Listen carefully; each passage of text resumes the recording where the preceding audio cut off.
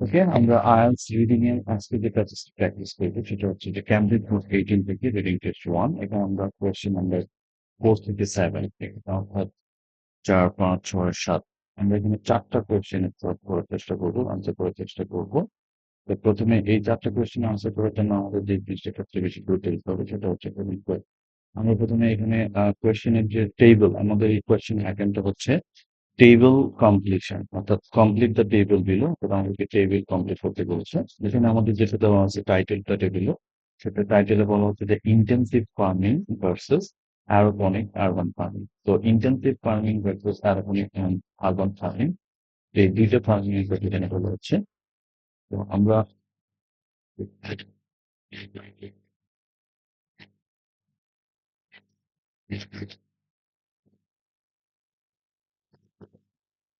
আমরা এই দুইটা ফার্মিং যখন আমরা দুইটা ফার্মিং এর কথা যেহেতু আমাদের এখানে বলা হচ্ছে, তো আমরা এখানে একটা জিনিস খুব ভালো করে নোটিস করব যে ইন্টেন্সিভ ফার্মিং এ আসলে কি হচ্ছে আর আরবান ফার্মিং এ আমাদের কি হচ্ছে।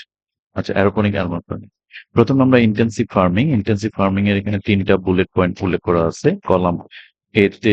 কলাম 1 নম্বর কলামে যেটা বলা আছে সেটা হলো গ্রোথ, 2 নম্বর কলামে হচ্ছে সিলেকশন, 3 নম্বর কলামে হচ্ছে সেল। আচ্ছা, এখানে গ্রোথের ক্ষেত্রে যেটা বলা হচ্ছে যে wide range of dash used, অর্থাৎ অ্যারোপনিক ইন্টেন্সিভ ফার্মিং এ wide range of dash used, মানে ওয়াইড রেঞ্জ অফ মানে হচ্ছে অনেকগুলো অনেকগুলো বস্তু বা অনেকগুলো কিছু আছে যেগুলো আমরা ব্যবহার করেছিলাম। আরেকটা হচ্ছে কি দিস, এই যে টেকনিকটা আমরা ব্যবহার করছি টেকনিক্স পলিউট ইয়ার, অর্থাৎ এখানে যে টেকনিকটা ফলো করা হচ্ছে বা ব্যবহার করা হচ্ছে সেটা আসলে ইয়ারকে পলিউট করছে। আচ্ছা, এরপরে আমরা আসি সিলেকশনে বলা হচ্ছে কোয়ালিটি নট গুড। এখানে বলা হচ্ছে যে আমাদের যে ইন্টেন্সিভ ফার্মিং এর যে প্রডিউস গুলো আছে সেটার কোয়ালিটি নট গুড, অর্থাৎ কোয়ালিটি ভালো না। Varieties of fruit and vegetables, বলছে varieties of fruits and vegetables chosen that can survive long dash, বলছে যে বিভিন্ন ধরনের এখানে ফ্রুটস অ্যান্ড ভেজিটেবল আছে যাদেরকে চোজন করা হয়, অর্থাৎ বাছাই করা হয় বা সিলেক্ট করা হয়। কেন? কারণ হচ্ছে তারা সার্ভাইভ করতে পারে লং, অর্থাৎ দীর্ঘদিন, দীর্ঘ কিছু একটা। তাহলে কি লং, কি লং ডেজ অথবা লং কিছু একটা হবে। আর সেল কলামে এখানে যেটা বলা আছে সেটা হলো যে ড্যাশ রিসিভ, অর্থাৎ এখানে কোন একটা সাবজেক্ট আমাদের লাগবে, যেহেতু এখানে রিসিভ একটা ভার্ব। তো dash receive very little of overall income, অর্থাৎ ওভারঅল যে ইনকামটা হয় সেটার খুব একটা কম পরিমাণ অংশ ওই ব্যক্তি বা বস্তুটা রিসিভ করে। তো আমরা এখানে প্রথমে হিন্টসে চলে যাচ্ছি কোয়েশ্চেন নাম্বার 4 আনসার করার জন্য। আমরা কোয়েশ্চেন নাম্বার 4 এর এই হিন্টসটা থেকে যেটা পড়বো সেটা বলছে যে first I don't much like the fact, বলছে প্রথমত আমি এই ফ্যাক্টটা পছন্দ করি না যে most of the fruit and vegetables, অর্থাৎ অধিকাংশ ফল এবং শাকসবজি we eat have been treated with something like, okay we eat যেগুলো আমরা খাই, তাহলে বলছে যে most of the fruit and vegetables, আমরা যদি উই ইট কথাটা এখানে বাদ দিয়ে পড়ি তাহলে কি আসতেছে? বলছে যে most of the fruit and vegetables have been treated with something. So have been treated মানে হচ্ছে এদেরকে লালন পালন করা হয় উইথ সামথিং, কিছু একটা দিয়ে। কি দিয়ে? লাইক 17 ডিফারেন্ট পেস্টিসাইডস, অর্থাৎ 17টা বিভিন্ন রকমের পেস্টিসাইডস দিয়ে তাদেরকে লালন পালন করা হয় বা চাষাবাদ করা হয়। তাহলে আমরা এখানে বলা হচ্ছে যে wide range of dash used, আমরা এখানে দেখতে পাচ্ছি যে 17 ডিফারেন্ট পেস্টিসাইডস, এটা হচ্ছে বিভিন্ন রকমের পেস্টিসাইডের কথা বলা হচ্ছে। সো আমরা যদি 17 ডিফারেন্ট পেস্টিসাইডের কথা বলি তাহলে ওয়াইড রেঞ্জ অফ মানে হচ্ছে ডিফারেন্ট বা মেনি, আর পেস্টিসাইড যদি আমরা ব্যবহার করি। আর এখানে বলা হচ্ছে হ্যাভ বিন ট্রিটেড মানে হচ্ছে ওদেরকে লালন পালন করা হচ্ছে, তার মানে এই 17 ডিফারেন্ট পেস্টিসাইডস ইউজ করা হচ্ছে। তাহলে আমাদের কারেক্ট আনসারটা কি আসবে? আমরা এখানে আনসার লিখবো পেস্টিসাইডস। আচ্ছা, এই যে কথাটা বলছে যে টেকনিক্স পলিউট এয়ার, এটা আমরা এখন মিল করার চেষ্টা করব। বলছে যে or that the intensive farming techniques, অর্থাৎ এই যে ইন্টেন্সিভ ফার্মিং যে টেকনিকটা আছে দ্যাট প্রডিউসড দ্যাম, অর্থাৎ এই টেকনিকটা প্রডিউসড দেম, তাদেরকে প্রডিউসড করে, কি প্রডিউসড করে? অর্থাৎ fruits and vegetables are such huge generators of green house gases. আচ্ছা, বলছে দ্যাট প্রডিউসড দ্যাম, অর্থাৎ এই টেকনিকটা প্রডিউসড করে দ্যাম তাদেরকে, কাদেরকে, such huge generators of green house gases, অর্থাৎ বড় পরিমাণের একটা গ্রিন হাউস গ্যাসের পরিমাণ তারা এখানে জেনারেট করে, যেটা আমাদের এয়ারকে পলিউট করে। তাহলে আমরা এই 4 নম্বর কোয়েশ্চেনের আনসারটা পাচ্ছি পেস্টিসাইডস। আমরা যদি এখন 5 নম্বর কোয়েশ্চেনের আনসারটা করতে চাই,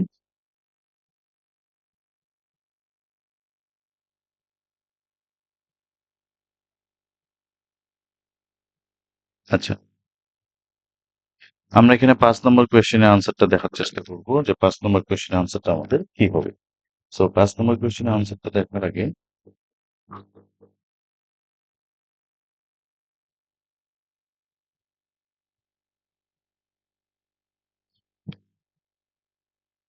আচ্ছা, 5 নম্বর প্রশ্নের আনসারে যেটা আমাদের এখানে বের করতে হবে, বলছে যে সিলেকশন, অর্থাৎ কোয়ালিটি নট গুড। আর তাহলে আমাদের আরেকটা আছে কি, varieties of fruit and vegetables chosen that can survive long. আমরা এখানে চোজেন কথাটাকে নিব, এটা আমাদের একটা কিওয়ার্ড। সার্ভাইভ কথাটাকে নিব, আর হচ্ছে লং কথাটাকে নিব। আর এখানে কোয়ালিটি নট গুড এই কথাটাকে আমরা কনসিডার করব, যেহেতু আমরা এখানে অপশন মানে আনসার খোঁজার চেষ্টা করছি। আচ্ছা, এবার যদি আমরা হিন্টসটা পড়ে আসি, হিন্টসে কি বলা হচ্ছে, I don't much like the fact. বলছে যে I don't like the fact, I don't much like the fact, আমি আসলে এই ঘটনাটা বেশি পছন্দ করি না। কোনটা, বলছে ইদার, একটা, কোনটা সেটা, ইদার হয়, they that they have been they've traveled an average of 2000 refrigerated kilometers to my place। অর্থাৎ এই যে they have traveled বলতে এই যে প্রডিউস গুলো আছে, অর্থাৎ শাকসবজি বা ফলমূল গুলো আছে, যেগুলো ট্রাভেলড করে এসেছিল an average of 2000 refrigerated kilometers to my plate। অর্থাৎ আমার খাবার প্লেট পর্যন্ত আসা পর্যন্ত আগ পর্যন্ত 2000 রেফ্রিজারেটেড কিলোমিটার তারা জার্নি করেছে বা ট্রাভেল করেছে। এই ফ্যাক্টটা আমাদের কাছে ভালো লাগে না, কারণ একটা সবজি বা ফ্রুট যদি 2000 কিলোমিটার জার্নি করেছে তাহলে কি হতে পারে, এবং সেটা রেফ্রিজারেটেড কিলোমিটার বলছে, অর্থাৎ ফ্রিজিং গাড়িতে করে যদি আনা হয়। That there quality is so poor, ফলে তাদের কোয়ালিটিটা কি হয়ে যায়, সো পুর হয়ে যায়, অর্থাৎ কোয়ালিটি নট গুড এটা হয়ে যায়। তাহলে আমরা কোয়ালিটি নট গুড এটা আনসার এখানে পেলাম, যে কোয়ালিটি ইজ সো পুর। তাহলে আমরা এখানে এই আনসারটা এখানে মানে এই ওয়ার্ডটা এখানে পেয়েছি। তাহলে এরপরে আমরা পাবো যে varieties of fruits and vegetables chosen that can survive long. বলছে because the varieties are selected, কারণ এখানে বলা হচ্ছে দ্য ভ্যারাইটিস আর সিলেক্টেড, অর্থাৎ ভ্যারাইটিস রকমের জিনিস সিলেক্ট, ভ্যারাইটিস আইটেম গুলো সিলেক্ট করা হয়, অর্থাৎ ভ্যারাইটিস ফ্রুট অ্যান্ড ভেজিটেবলস গুলো সিলেক্ট করা হয় ফর দেয়ার ক্যাপাসিটি, তাদের ধারণ ক্ষমতার জন্য, ক্যাপাসিটি মানে ধারণ ক্ষমতার জন্য, টু উইথ স্ট্যান্ড, দাঁড়িয়ে থাকা, সাচ সাবস্টেন্সিয়াল জার্নিস, অর্থাৎ এই যে তারা জার্নি করছে, সাবস্টেন্সিয়াল জার্নিস বা লং জার্নিস তারা করছে, তো এই লং জার্নিতে তারা উইথস্ট্যান্ড করে বা টিকিয়ে থাকে, এটা তাদের একটা গুণ। এই গুণটাই মূলত এটার কারণে তাদেরকে সিলেক্ট করা হয়। তাহলে এখানে বলা হচ্ছে যে varieties of fruit and vegetable chosen that can survive long journeys. তাহলে আমাদের কারেক্ট আনসার হচ্ছে লং জার্নিস বা সাবস্টেন্সিয়াল জার্নিস। এখানে সাবস্টেন্সিয়াল বলছে, লং জার্নি বলছে। তাহলে আমরা 5 নম্বর প্রশ্ন উত্তর পেয়ে গেছি। এখানে চোজেন ভার্বটা যদি আমরা মিল করি, তাহলে এখানে চোজেন হচ্ছে সিলেক্ট, অর্থাৎ সিলেক্টেড।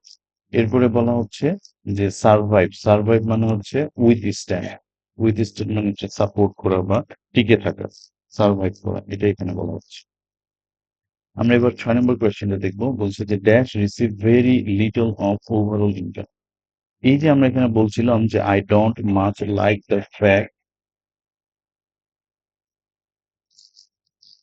তাহলে ওকে, সো আমরা এখানে যেটা দেখতে পাচ্ছি, বলা হচ্ছে এখানে যে কথাটা বলা ছিল সেটা হচ্ছে যে I don't much like the fact either, বলছে আমি আসলে খুব বেশি পছন্দ করি না ওই ঘটনাটা। এখানে যেহেতু ইদার দিয়ে বলতেছে, ইদার মানে হচ্ছে দুইটার একটা, অর্থাৎ দুইটার কোনোটাই আমি পছন্দ করি না। 1 নম্বর যেটা বলছে, এখন ইদার বলার পরে যেহেতু আমাদের এখানে ইদার আছে, তাহলে আমাদের এখানে অর কথাটা লাগবে। আচ্ছা, এইখানে অর কথাটা আছে, তাহলে ইদার এর সাথে এখানে অর, অর্থাৎ ইদার এই ফ্যাক্টটা অর এই ফ্যাক্টটা, দুইটার যে কোনো একটা আমি পছন্দ করি না, কোনোটাই আমি পছন্দ করি না, ইদার বলছে যেহেতু। আচ্ছা, এই দ্বিতীয় ফ্যাক্টটা কি, দ্বিতীয় ফ্যাক্টর হচ্ছে যে দ্যাট 80% অফ দ্য প্রাইস, অর্থাৎ 80% যে মূল্য যেটা আমি দেই, প্রাইস মানে হচ্ছে মূল্য আই পে, অর্থাৎ আমি পরিশোধ করি। তাহলে আই পেটা যদি আমরা একটু বাদ বাদ দিয়ে চিন্তা করি, তাহলে 80% of the price goes to wholesalers and transport companies. তার মানে হচ্ছে 80% প্রাইস, অর্থাৎ 80% মূল্য যাচ্ছে কার কাছে? হোলসেলারদের কাছে এবং ট্রান্সপোর্ট কোম্পানির কাছে। তাহলে 80% যদি ওদের কাছে যায়, 20% যাচ্ছে কার কাছে? নট দ্য প্রডিউসার্স, কিন্তু এইটা প্রডিউসারদের কাছে যাচ্ছে না, অর্থাৎ 80% প্রাইস তার মূল্য কার কাছে যাচ্ছে না? হোলসেলার এবং ট্রান্সপোর্ট কোম্পানির কাছে যাচ্ছে, কিন্তু প্রডিউসার্স এদের কাছে যাচ্ছে না। তাহলে প্রডিউসার্সদের কাছে যাচ্ছে কত পার্সেন্ট? প্রডিউসার্সদের কাছে যাচ্ছে মাত্র 20%। তাহলে আমরা এখানে আনসার পাচ্ছি যে producers receive very little of overall income. Overall income কত? ধরেন ওভারঅল ইনকাম 100%। তাহলে এই 100% ইনকামের ভিতরে 80% যাচ্ছে হোলসেলার্স এবং ট্রান্সপোর্ট কোম্পানির কাছে, বাকি 20% যাচ্ছে প্রডিউসার্সদের কাছে। সুতরাং এখানে আনসার হবে প্রডিউসার্স। তাহলে আমাদের দ্বিতীয় প্রশ্নের আনসার পেয়ে গেলাম আমরা, প্রডিউসার্স। আচ্ছা, আমরা এখন কি করব? আমরা পরের প্রশ্নের আনসার করার চেষ্টা করব। পরের প্রশ্ন যেটা বলছে, আচ্ছা, আমরা এখন 7 নাম্বার কোয়েশ্চেনে চলে যাই। এইটা হচ্ছে আমাদের 7 নাম্বার কোয়েশ্চেন। 7 নাম্বার কোয়েশ্চেনে যেটা বলা হচ্ছে,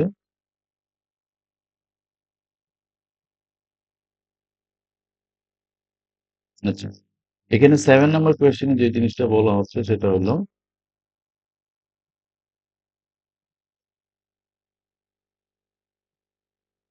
আচ্ছা, intensive farming versus aeroponic urban farming. এখনো আমাদের আরেকটা রো রয়ে গেছে, সেই রোটাতে আমরা এখন পড়বো। এখানে বলছে অ্যারোপনিক আরবান ফার্মিং, এখানে অ্যারোপনিক আরবান ফার্মিং এর কথা বলা হচ্ছে। তো এই অ্যারোপনিক আরবান ফার্মিং এর যে জিনিসটা প্রথম কলামে যেটা বলা আছে, নো সয়েল ইউজড। আচ্ছা, এখানে যেটা বলা হচ্ছে সেটা হলো গ্রোথের ক্ষেত্রে যেটা বলা হচ্ছে, নো সয়েল ইউজড, অর্থাৎ এখানে কোনো সয়েল ইউজ করা হচ্ছে না। নিউট্রিয়েন্টস অ্যাডেড টু ওয়াটার, অর্থাৎ নিউট্রিয়েন্টস ওয়াটারের সাথে অ্যাড করা হয়, উইচ ইজ রিসাইকেলড, অর্থাৎ যেই ওয়াটারটা রিসাইকেল করা হয়। আচ্ছা, সিলেকশনে গিয়ে বলছে যে প্রডিউস চোজেন, অর্থাৎ প্রডিউস গুলোকে সিলেক্ট করা হয় বা বাছাই করা হয় বিকজ অফ ইটস ড্যাশ। আচ্ছা, এটার কিছু একটা কারণে, যে এখানে যে প্রডিউস গুলো হয় বা এখানে যে শাকসবজি ফলমূল গুলো আসে তাদেরকে সিলেক্ট করা হয় বিকজ অফ ইটস, মানে তাদের কিছু একটা জিনিসের কারণে।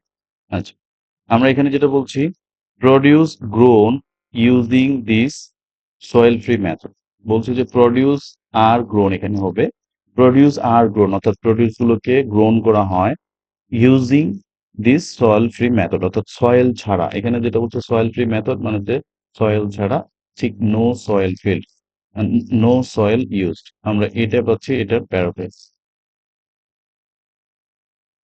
আচ্ছা, on the other hand which relies solely on a small quantity of water, অর্থাৎ এই যে অ্যারোপনিক আরবান ফার্মিংটা, এটা বলছে যে realise Solly on a small quantity of water, অল্প পরিমাণে এটার পানির প্রয়োজন পড়ে, এনরিচড উইথ অর্গানিক নিউট্রিয়েন্টস, যেই পানিটা হচ্ছে, ওই ওয়াটারটা হচ্ছে এনরিচড মানে ভরপুর বা পরিপূর্ণ, উইথ কি দিয়ে? অর্গানিক নিউট্রিয়েন্টস, অর্থাৎ ন্যাচারাল নিউট্রিয়েন্টস দিয়ে, pumped around A closed circuit of pipes, যেটা পাম্পড করা হয় অ্যারাউন্ড প্রায় একটা ক্লোজ সার্কিট পাইপের মাধ্যমে, টাওয়ার্স অ্যান্ড ট্রের মাধ্যমে, ইজ প্রডিউস আপ হিয়ার, যেটা এখানে প্রডিউস হয়, and sold locally just down there, অর্থাৎ এই প্রডিউস গুলো বিক্রি করা হয় লোকালি, জাস্ট যেই বিল্ডিং এ হয় সেই বিল্ডিং এর নিচে।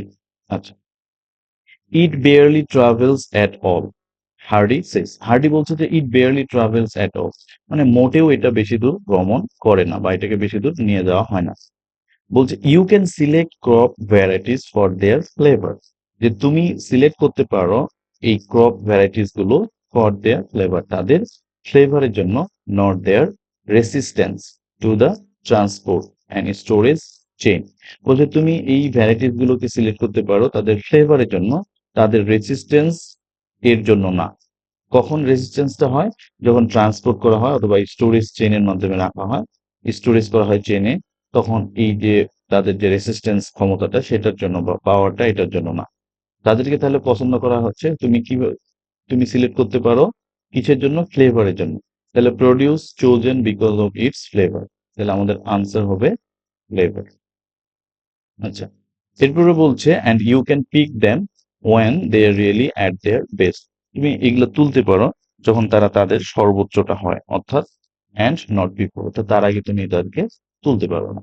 তো এই হচ্ছিল আমাদের আনসার।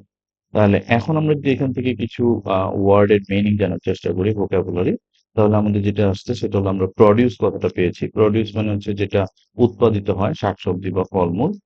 আর এখানে বলা হচ্ছে এনরিচড উইথ, এনরিচড মানে হচ্ছে পরিপূর্ণ, ভরপুর, যেটা আমরা এনরিচড উইথ অথবা রিচড উইথ বলা যেতে পারে। আচ্ছা, এরপর হচ্ছে নিউট্রিয়েন্টস, নিউট্রিয়েন্টস হচ্ছে পুষ্টিগুণ, যেটা পুষ্টি, অর্গানিক নিউট্রিয়েন্ট যেটা ন্যাচারাল পুষ্টি। আমরা অর্গানিক শব্দটা পেয়েছি, এটা হচ্ছে বায়োলজিক্যাল অথবা অ্যানিমেটেড। আচ্ছা, লিভিং, সো বায়োলজিক্যাল নিউট্রিয়েন্ট যেটা। তো এই হচ্ছে মোটামুটি এখানকার আনসার। সো আমরা তাহলে এখানে মোট কয়টা প্রশ্ন আনসার করলাম? আমরা এখানে দেখতে পাচ্ছি আমরা প্রশ্ন আনসার করেছি হচ্ছে 4 নাম্বার, 5 নাম্বার, 6 নাম্বার, এরপরে নিচে আরেকটা প্রশ্ন আনসার 7 নাম্বার, অর্থাৎ এখানে আমরা মোট 4টি প্রশ্নের আনসার পেয়েছি, 4 থেকে 7।